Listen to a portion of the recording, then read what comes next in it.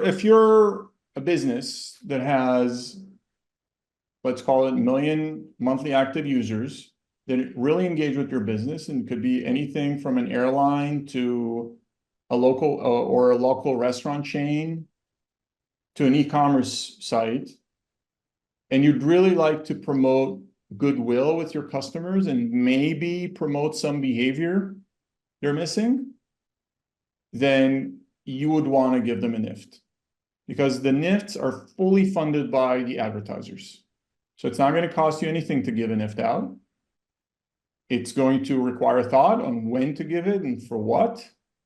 But other than that, the typical cost that is associated with a loyalty program is gone. And the advertisers are happy to front this cost because most of it goes to your consumer.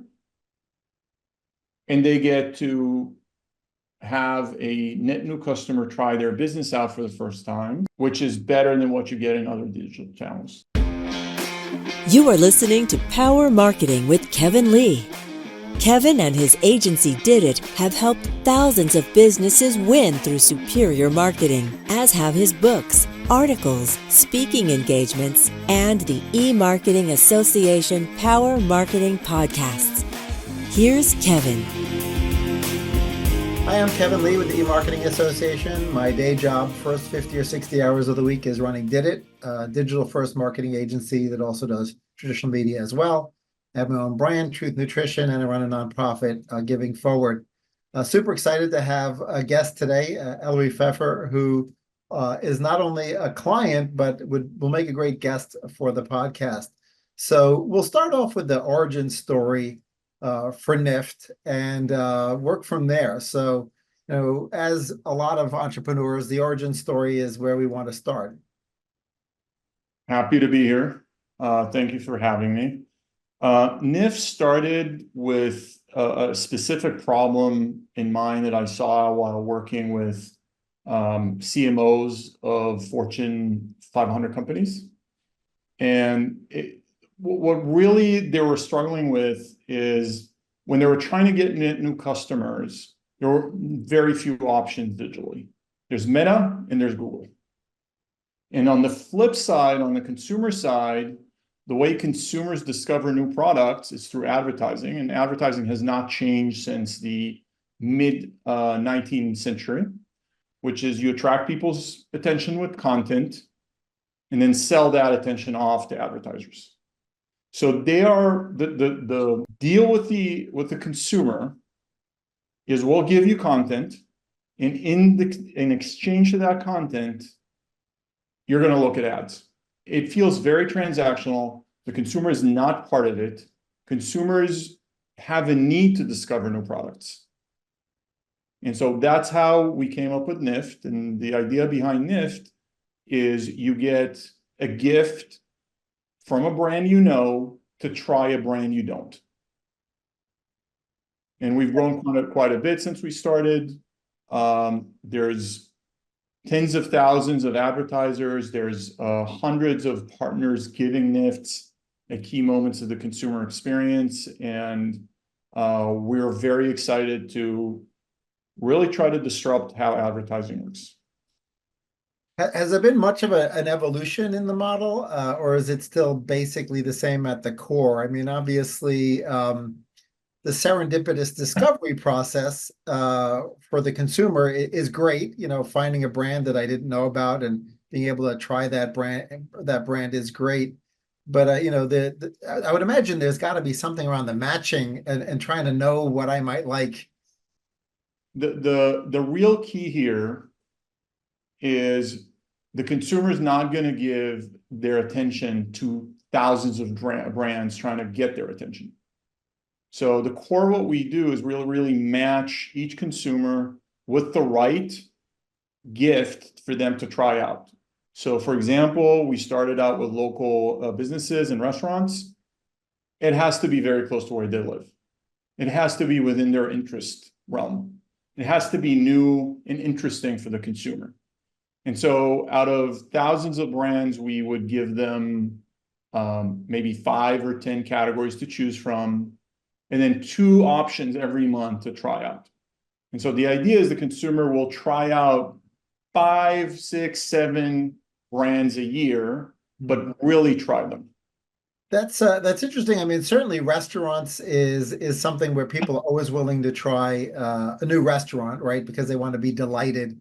What other industry categories are working really well from the perspective of the consumer and being delighted by being offered something new?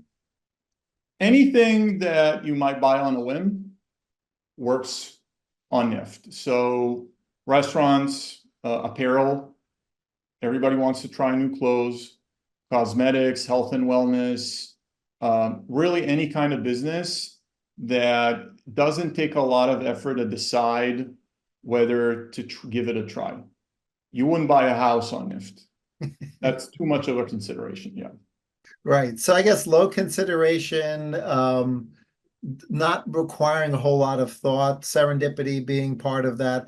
Those are all going to be good brands. But the publisher side of things is obviously also important. Do you use as part of your matching where they're coming in from as well?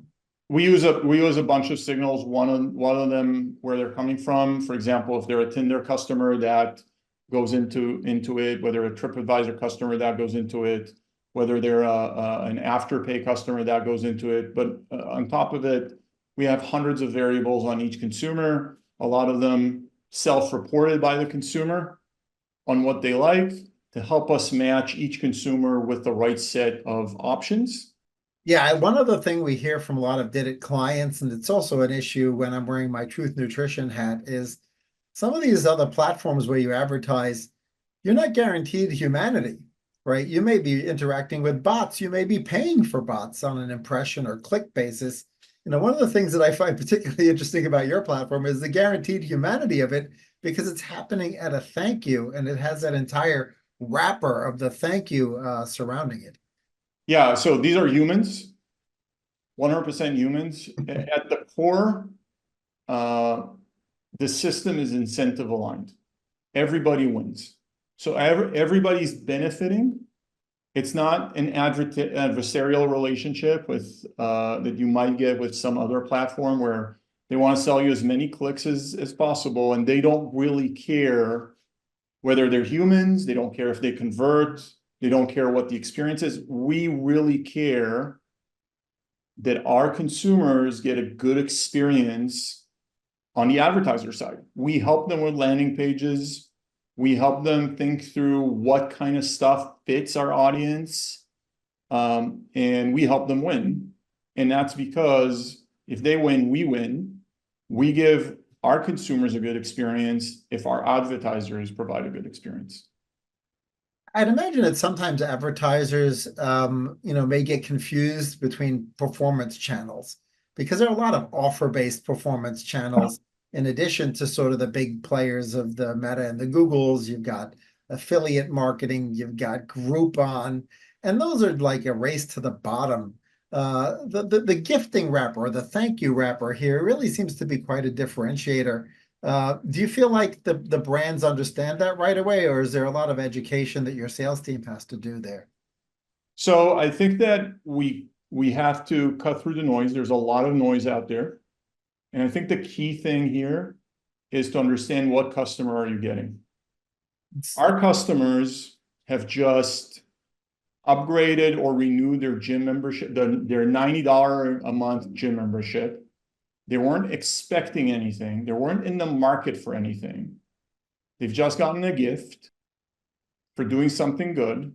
And now they have to decide where to spend the money they've been given. And so they start a search. And the key here is they search within our closed ecosystem. So it's a guided search. It's not an open search. It's not a gift card to Amazon. It's a gift card that over repeated choices builds intent to go to the brand they ultimately choose. So it's either bottom of the funnel, bargain hunters, or really top of the funnel, have not heard about your brand, quality customers that would then go through the funnel, consider you, and convert. So those are two different audiences. And I think the minute a savvy advertiser understands the audience we have, it clicks. Yeah, that's an excellent point. I've heard from folks that have used some of these, Groupon in particular, that the LTV just isn't there.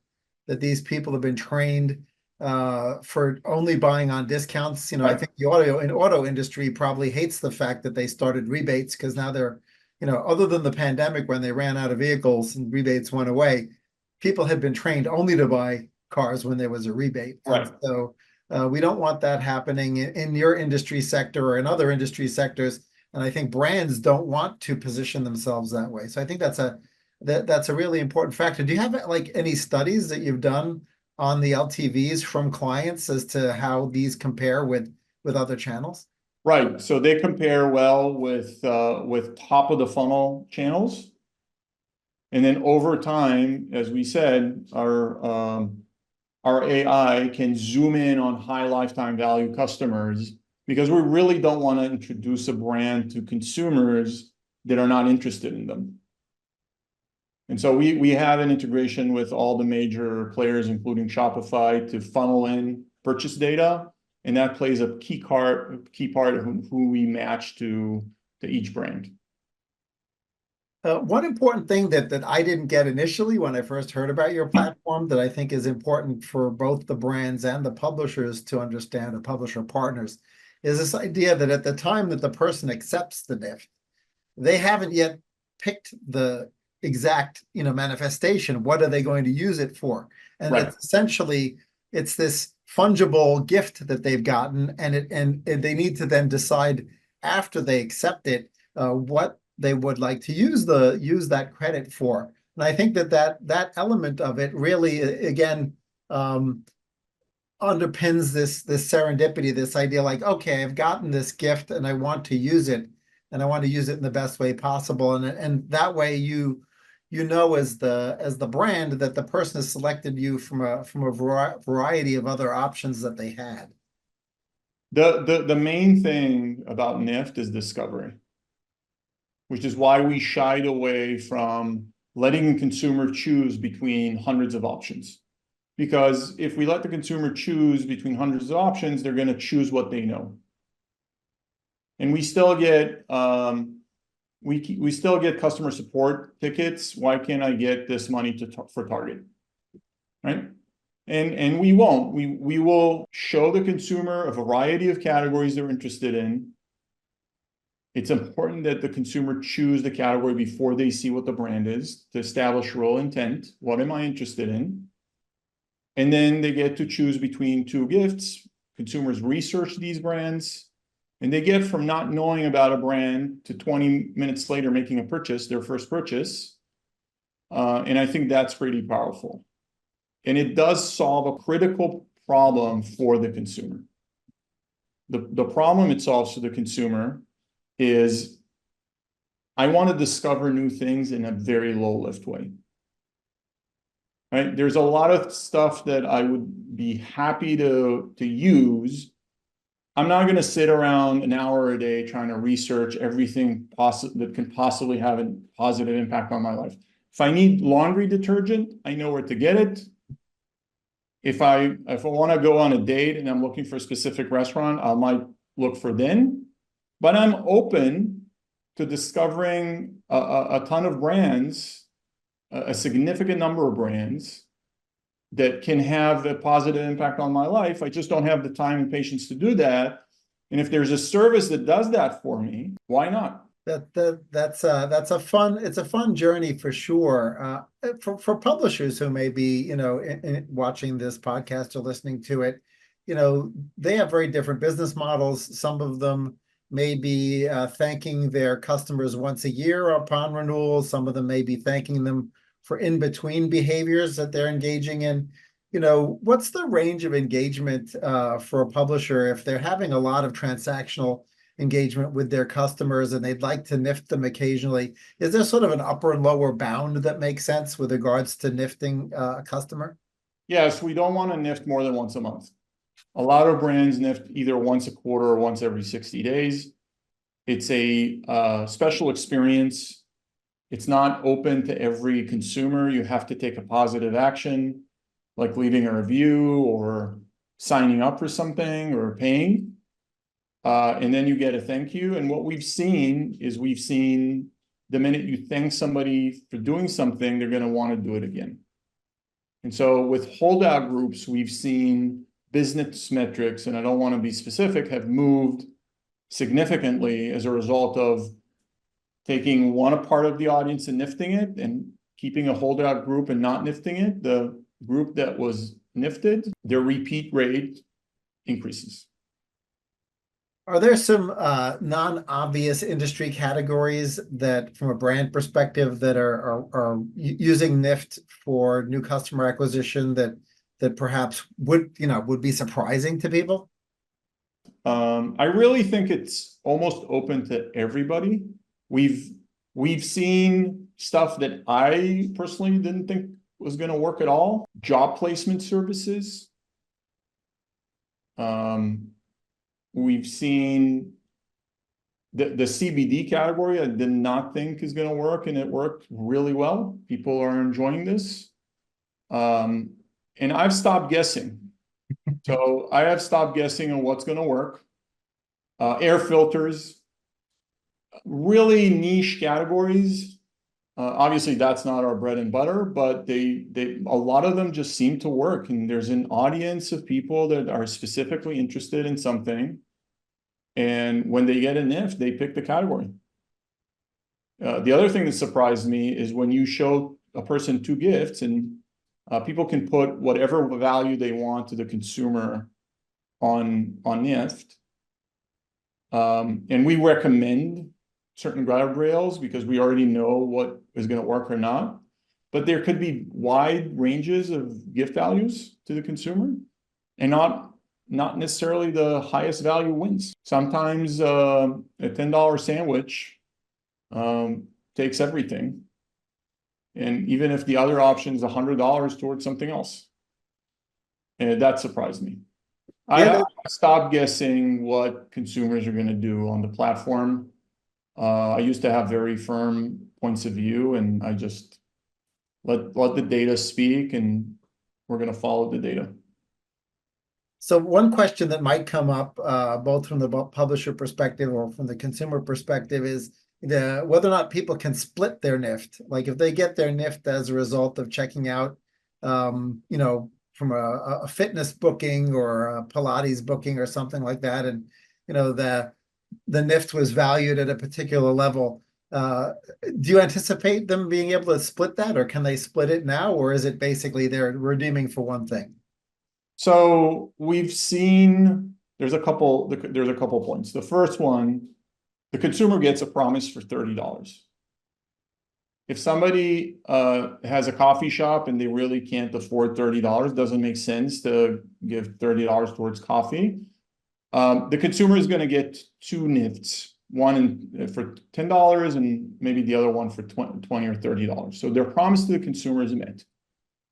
The business can put in what makes sense in terms of getting the consumer to try them out. Right. If the value is too high, they don't get any added benefit from the consumer getting that value, because $10 would get you into a coffee shop. But if the value is too low, the consumer is gonna not worry about it. It's too hard, it's too complicated. So there's a sweet spot for every vertical and what you should put on Nift. Yeah, that's important to know from a brand perspective. The flexibility in particular, right? I would imagine that some brands might initially think like, oh, well, given my price point, given my AOV, given my customer profile, this is too scary for me. But I think the point you make is that the platform is flexible to accommodate those different types of businesses, those different types of brands. It really is. So if your price point is, call it anywhere between $50 and $250, and you're interested in acquiring net new customers and are doing so today with Meta, it's important to give Nift a try. And what you'll do is you'll move some of that money that you were earmarking for CPA for getting that net new customer and move it to the gift. By and large, the funnel becomes more effective to everybody, the more value the consumer gets. So if you're happy to pay $50 CPAs for a consumer, we'd be encouraging you to take $40 of that $50 and give it to the consumer and reduce your CPA target on Nift to $10. And as long as the consumer gets a good experience. Yeah, that's a great point because whatever the CPA target is, some portion of that goes to the consumer, right? So you have to strategically help guide the brand in Yep. deciding how your CPA target gets allocated between the consumer essentially getting it as a thank you incentive versus the platform fee and other costs. It's important to repeat the point from before. There is no brand degradation by putting a Nift. You're not discounting anything. This is a gift the consumer got from another brand they trust. And so they're not going to continue to expect that value going forward. When you get a gift card to whoever, you don't expect the next purchase is going to be at a lower rate. Right? So it has no impact on brand perception. So it's very brand safe. Yeah, that's a great point. A lot of brands are concerned about price, they're price sensitive. They don't want to do anything that degrades the brand value, and price correlates very highly with brand value. Right. Are there any tech innovations that you've been working on recently that you are super excited about, or you feel have really allowed you to delight the consumer more effectively and also simultaneously serve the brand and publisher side? Yeah, so if you think about it, the consumer doesn't really have time to sift and sort through thousands of brands to pick something they would like, even if it was completely and totally free and could change their life forever. So the reason our system works is because of our matching algorithms. Now, matching algorithms used to be called machine learning. Now they're being called AI. It's all the same thing. It's the machine making a lot of decisions based on data on what to show the customer next. I think that we've been at the forefront of this for a long time. We have patents on it. I think we have more than 30 claims on our patent for what we do. And that is continuing to evolve and progress and becomes better and better over time. We don't like, honestly, the new AI revolution, to be honest, simply because it's sucking up our compute.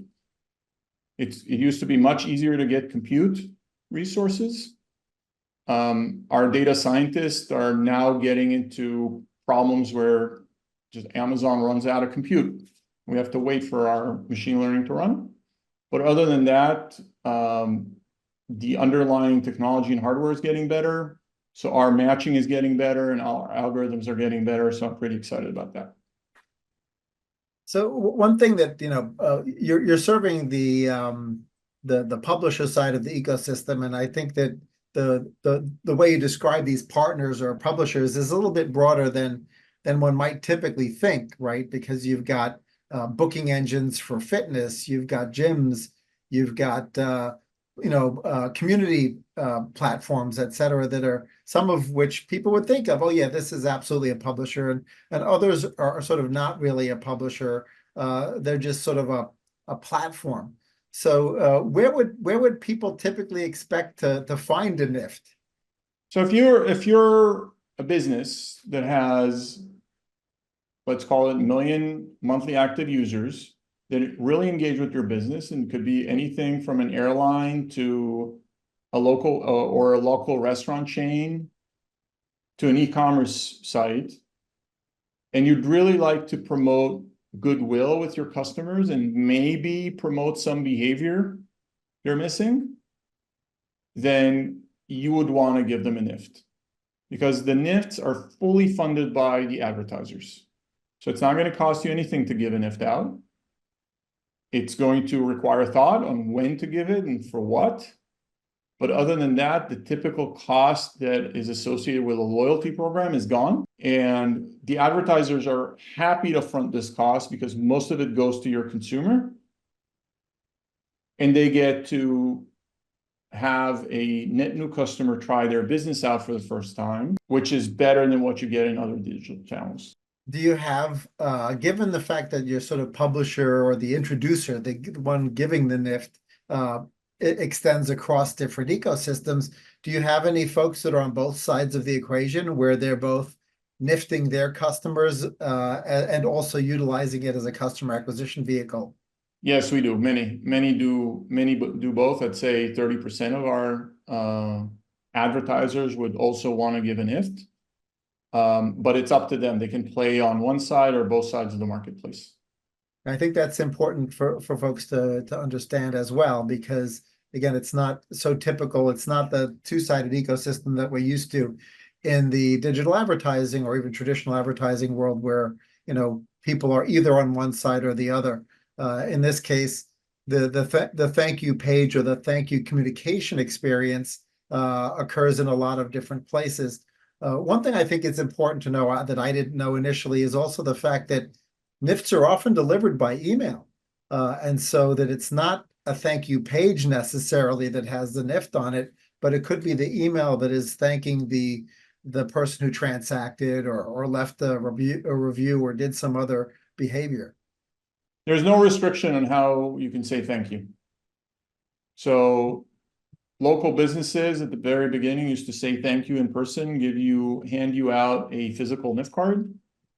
But yeah, any form, email, push notification through the app, Braze integration, all of them work well. In-app integrations, SMS messages or text messages, all of them can be used to deliver a Nift. However your consumer engages with you is how you should give them a Nift. Are any of those channels of touch points growing more quickly than other? Have you seen like SMS or push notifications outpacing email, or is it pretty much steady as she goes? It's really interesting. So everybody thinks email is dead, but if your primary way of communication with your customer is email, you can expect that for every 1,000 Nifts you send, people are going to claim 250. So the full funnel open rate and click-through rate on email is 25%. Wow. So 50% open, and 50% of those would click because you're giving them a gift. You're not there to promote something. You're not there to sell something. You're just there to say thank you. What could be more human, create more connection than just plainly saying thank you for something? And that brings up an interesting point, given the flexibility of when and how you Nift them when you're thanking them. Have you seen a combination of folks doing sort of a standalone thank you versus integrating it into their sort of receipt that they're already expecting to get? Is the standalone really the better way to deliver? Right. That the standalone is the better way to deliver a thank you.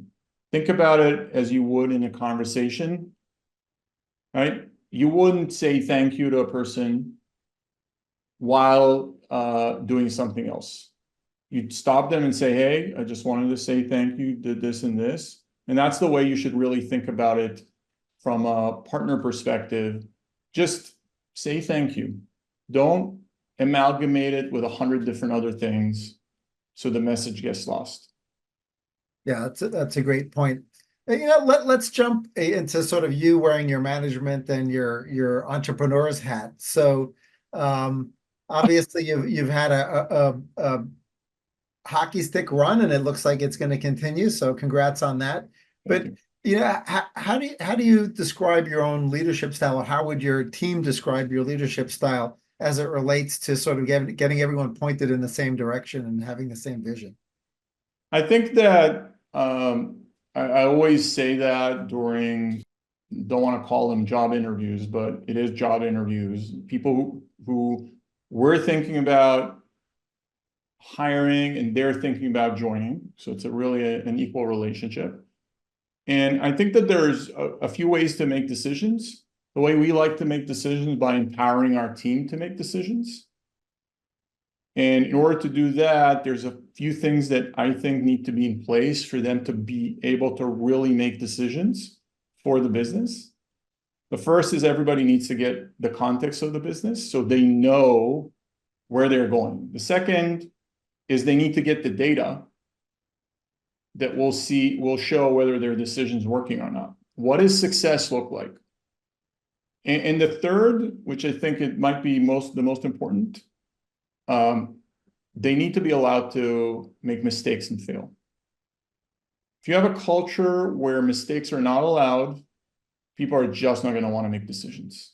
What could be better than not making a decision if the decision can turn into a mistake, and that mistake can blow back on the person making the decision? As long as we learn something, we should make a decision, we should try something, and if it didn't work, we try something else. Sort of fostering the right corporate culture being so important. Is that an ongoing focus for you and sort of the HR team and the entire exec team for Nift? Yeah, so I spent a lot of time talking about values in the sense of what do you value when you make decisions? So we do spend time thinking about the values guiding everybody to make decisions, then everybody can make decisions.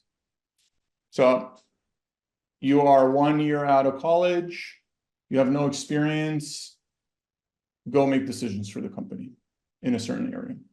You'll learn fast, you'll fail fast, and as long as the person's motivated and driven, they're going to find the right path. I think the alternative is to have all decisions come from the top and are governed by playbooks that are immutable. And then what happens, the cost structure of the company goes way up because nobody's allowed to think. And that's not a good fit for us as an operating team. Do you have any future plans you can share with regards to the next 3 to 5 years without going into stuff that would require an NDA, but sort of what's your vision for the next version of the platform?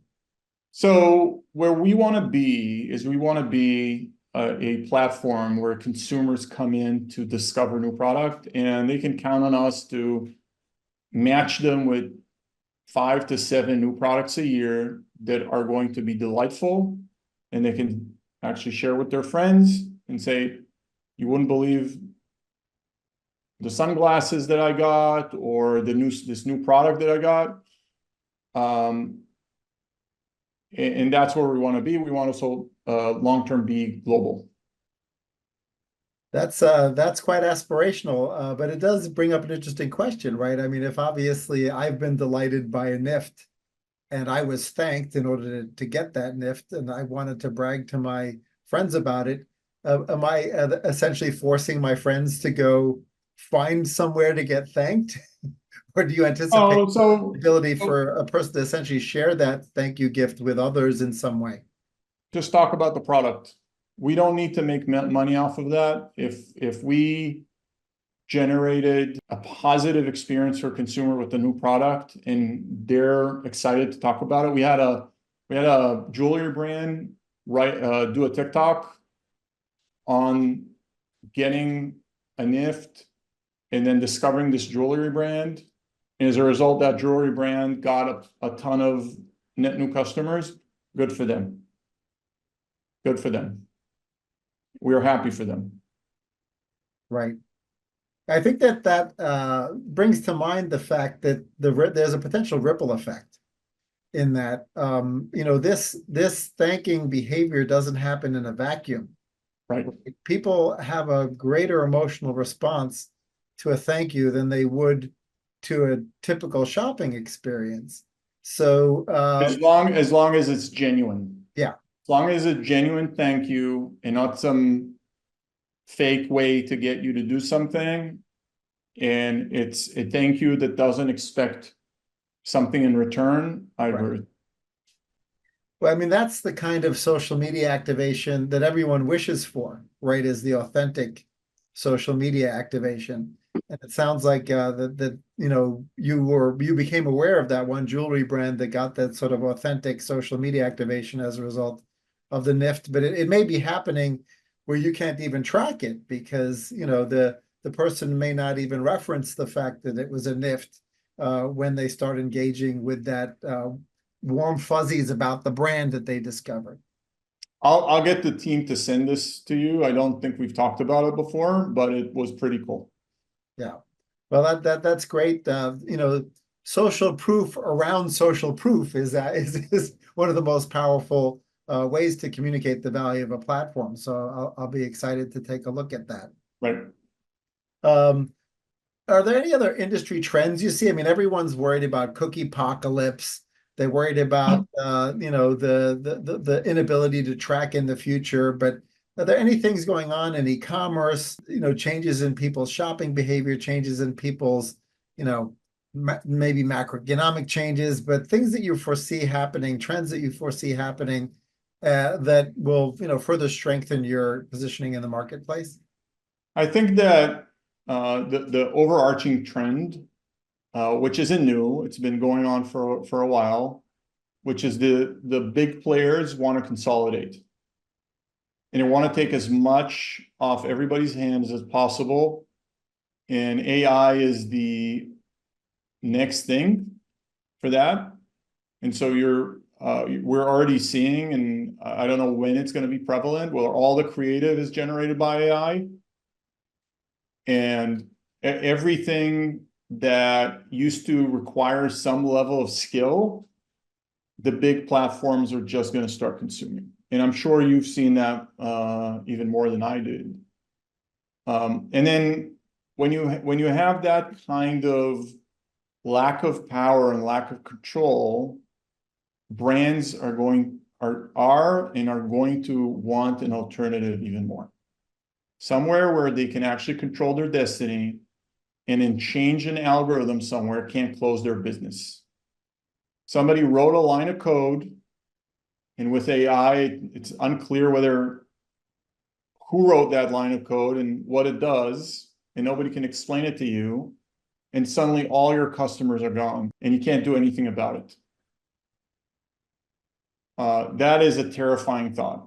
Yeah, that's a great point. Another question I'd love to delve into a little bit, because you started in local and hyper local and you know, foot traffic style retail where, you know, and even Nifts were being delivered in a hyper local level. Obviously, you know, the explosion of direct to consumer online has shifted a lot of consumer buying online, but you know, the foot traffic level retail is far from dead. I mean, people certainly, you can't have, you know, I mean, there may be food kit delivery and delivery of restaurants, but people engage in a lot of different business categories in an old school retail kind of a way. So I'd love to, you know, hear from you. Like, do you see the pendulum swinging one way or the other with regards to sort of a resurgence in sort of foot traffic based retail, or a different twist on foot traffic based retail, and how that fits into your product roadmap? So I think that that's a great question. I think the way to think about it is, what is the foot traffic experience solving? From the 70s to the early 2000s, it was solving distribution. You just don't have a value add right now as a retailer by solving distribution. One click purchase in Amazon, and it's there in 2 hours or 2 days. Distribution isn't a value add for retailers. Right. Experience, you cannot get online. The experience of going out to a restaurant with your friends, or going to a yoga class with a bunch of people, that is not going to be achieved online. And what we've seen, because we have some data on it, the online exercise platforms that spiked during COVID have shrunk. So it did go the other way, because you're not going to get the experience online that you get in person. And there's some stuff, even with virtual reality, that is just not going to happen the way it happens offline. And I think those are persistent offline categories. Those are not going to go away. If you're not adding any value, then online probably wins. But there's a lot of ways to add value in an offline and have an in-person experience. Yeah, certainly reminds me. There's been a lot of podcasts recently about how humans are inherently social and how they, suffered during the pandemic. But there's this sort of pent up demand for experiences, for getting out there, for engaging in the real world, Right. and that some of the toxicity of the online social media platforms evaporates when you're doing, real time face to face stuff. You feel like that's a bit of a tailwind to that side of your business? Our platform from its inception was designed to work with great products with no bias. And we have no advantage to economies of scale. So a local coffee shop that needs 5 new customers a day can beat Starbucks in acquiring customers on Nift. The staple, the product has to be good. The product isn't good, you can let as many people as you want try it. It is just not going to work. And if the product is good, it almost doesn't matter what category it is. And so at its inception, we built a platform that would work for online, offline, enterprise, local, small local, chains, whatever. And because of that, everywhere we see growth, we can lean into, and our platform is just going to grow with it. You bring up an interesting point that I think is ignored by a lot of businesses, which is that the experience of the product or the service is perhaps the most important branding touch point of all, because no amount of money thrown at either an advertising platform or even an acquisition platform will substitute for a bad user experience or bad product experience. Right. And we are seeing it up front and center, and we'll tell an advertiser, go fix your product, then come back to us. And we have done that. We're going to get consumers to try you out. And if they love it, they're going to do TikToks on it and tell their friends and buy more. And if they don't love it, they're going to do the same. They're going to tell their friends, they're going to do TikTok about it. And you don't want that. So there may be some folks listening who are entrepreneurial, like either aspiring entrepreneurs who may end up being some of your brand customers in the future, or just aspiring entrepreneurs in general. So you've had a chance to go through that journey. Is there any advice you would give to aspiring entrepreneurs? One word: focus. There's a lot of stuff you should be doing. There's a lot of stuff you can be doing. There's a lot of stuff you can do and would help if you do. But being maniacal on focus and what are the outcomes that are really important for your business in the next 6 to 18 months, and saying no to everything else.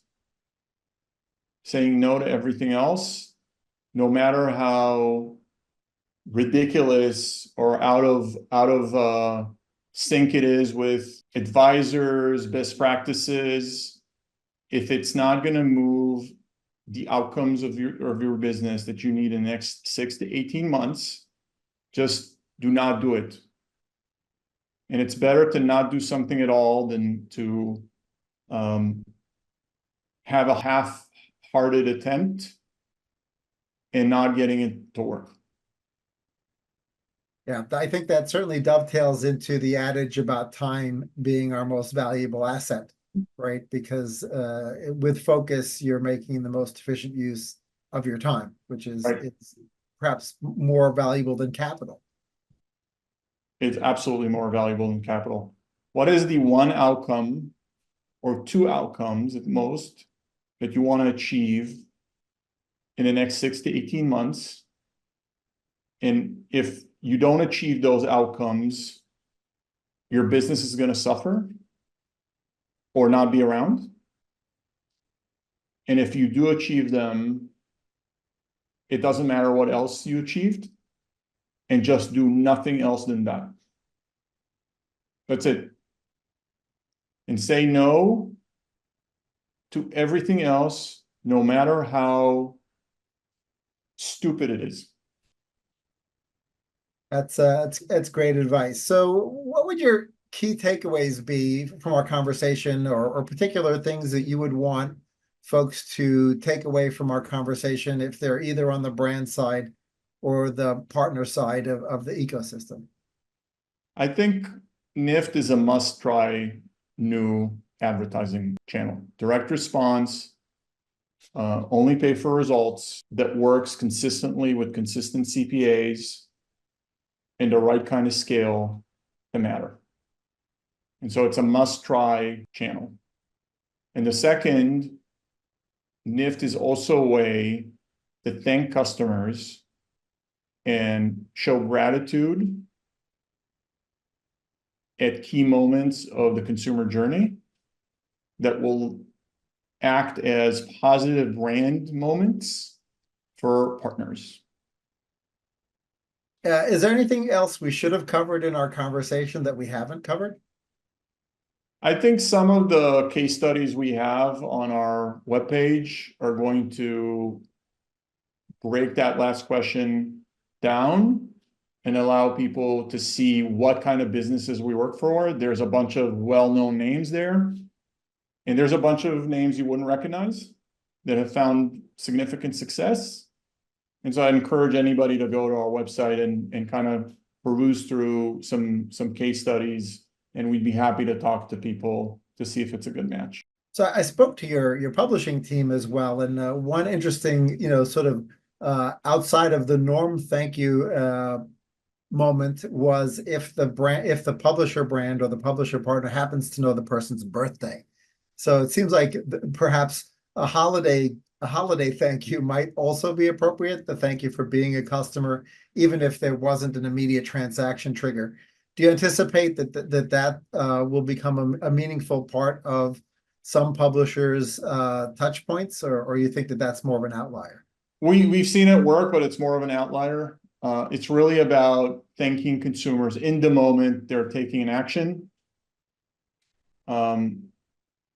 Just equate it to a normal conversation, right? If you send me an email, hey Elery, thank you for helping me move 6 months ago. It's like, why are you remembering now? You probably need something from me.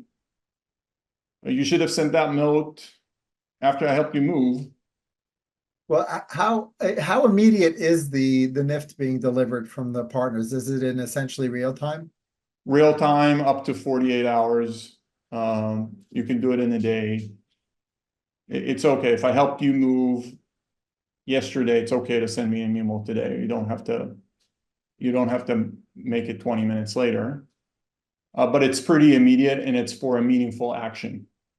Cool. Well, thanks so much for joining me on this podcast conversation. I think a lot of the learnings that you shared and best practices extend beyond just the Nift ecosystem into best practices in business and best practices in marketing as well.